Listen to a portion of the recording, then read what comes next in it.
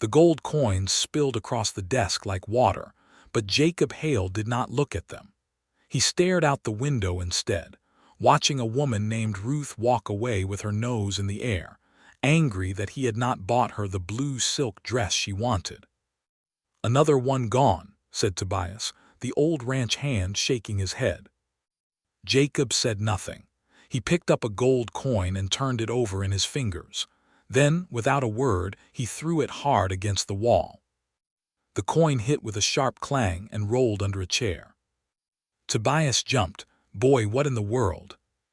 "They don't want me," Jacob said, his voice shaking. "They want this."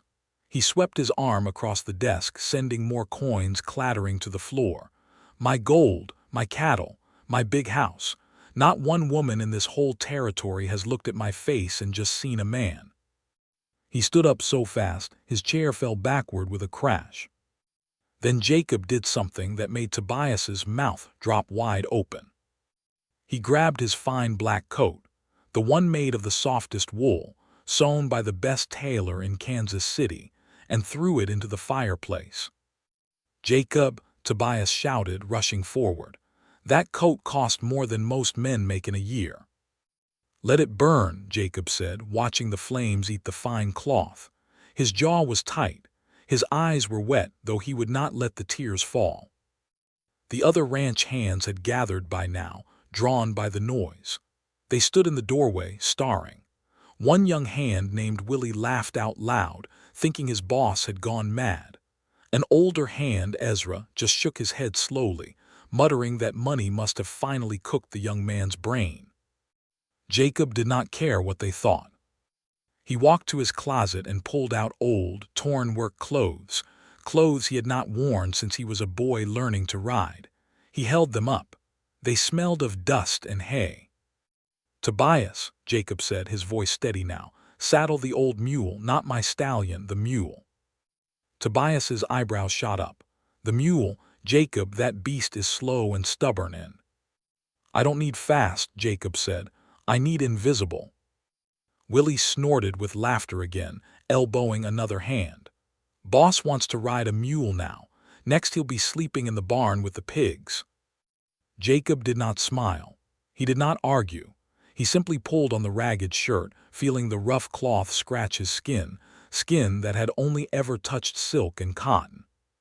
Tobias watched him, and slowly, understanding crept into his old eyes. "You're going to become a poor man," Tobias whispered. "On purpose." Jacob nodded once, tying a torn rope around his waist like a belt. "If gold cannot buy me love," he said quietly, "then maybe having none will show me who truly has a heart." Jake's mule stopped in front of a small wooden farmhouse, too tired to walk another step. Jake climbed down, his legs stiff and sore. He had been riding for 3 days. His stomach growled loud like an angry bear. He had already knocked on 5 doors in Prairie Bend that day. 5 doors had shut in his face. "We don't feed strangers," one man had snapped. "Go find work elsewhere," another had said, slamming the door so hard dust fell from the frame. Jake stood now in front of the 6th house, his boots covered in dirt, his shirt soaked with sweat.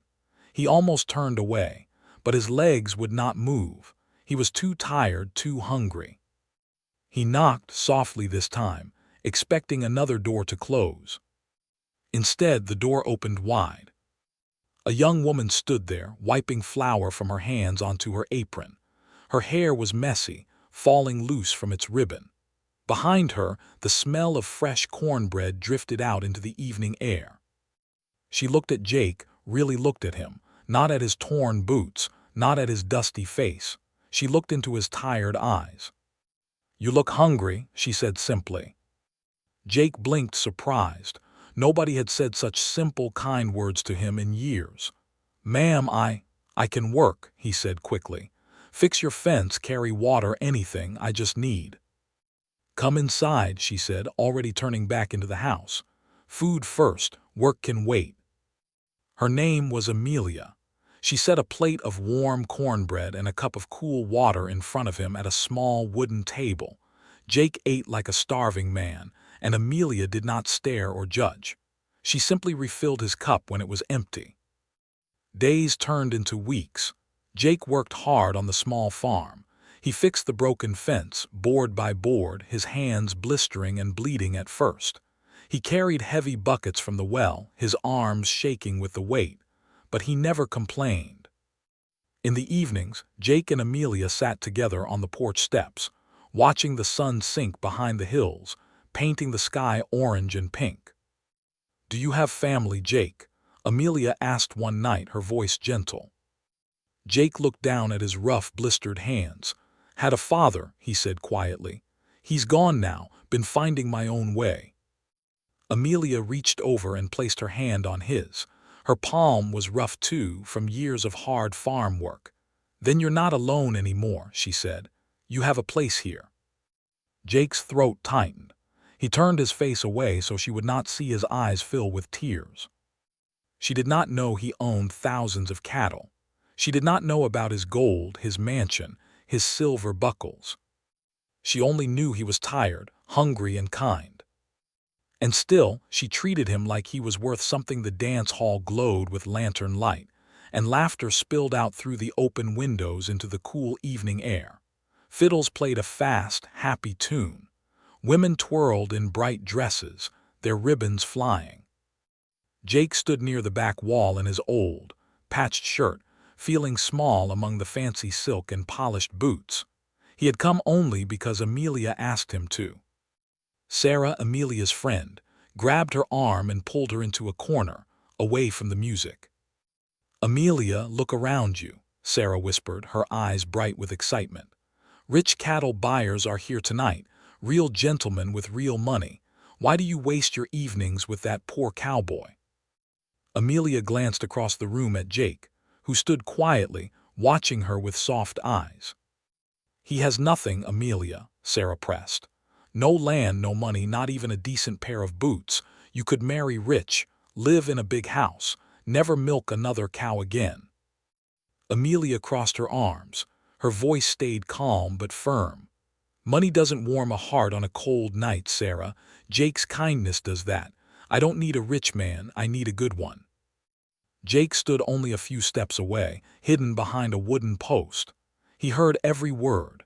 His chest grew tight, and his eyes burned with tears. He quickly blinked away. In his old life, women had chased his gold like hungry dogs chase meat. But here, in this simple dance hall, stood a woman who turned away from gold, just to stay close to a man everyone believed was poor. Later that night, Jake walked Amelia home under a sky full of bright stars. Crickets sang in the tall grass. Their boots crunched softly on the dirt road. Jake stopped walking. His heart pounded hard against his ribs. "Amelia," he said, his voice shaking, "if I told you I truly had nothing, no home, no money, nothing but these old boots, would you still stand beside me?" Amelia stopped too. She turned to face him, her eyes steady, like calm water in a quiet pond. "Jake," she said softly, "I didn't fall for your money. You never had any to fall for. I fell for the man who fixed my fence without complaining. The man who shares his last piece of cornbread. If you had nothing tomorrow, I would still choose you. Every time." Jake's chest swelled with a joy so powerful, he thought his heart might burst clean out of him, like a bird bursting free from its cage. He looked up at the wide, star-filled sky, and for the first time in his whole rich life, he felt truly wealthy. Not because of gold, not because of cattle or land, but because he had found the one person in the world who loved him with nothing to gain and nothing to prove. He knew then, without any doubt in his heart, that he had found the woman he would marry. Dust rose in a thick cloud down the main street of Prairie Bend as a black stallion thundered into town. People froze where they stood. A shopkeeper dropped a broom.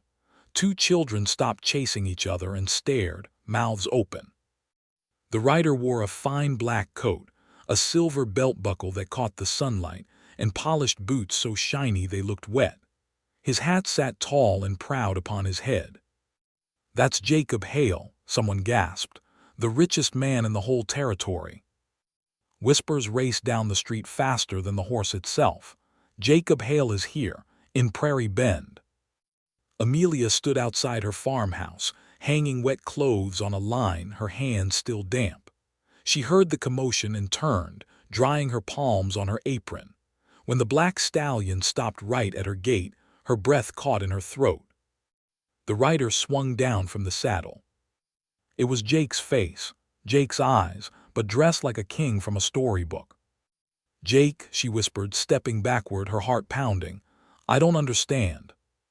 Jacob walked toward her slowly. He pulled off his fine hat and held it against his chest, the way a humble man holds his hat when asking forgiveness. "My name is Jacob Hale," he said gently.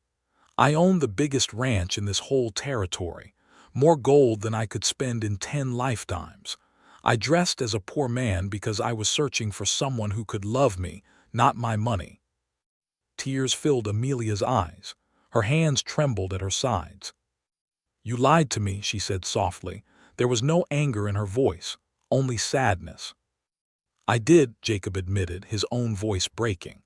"And I'm sorry for that lie, but everything else was true, Amelia. Every kind word, every laugh, every evening on your porch watching the stars, that was truly me. You loved a poor cowboy with nothing.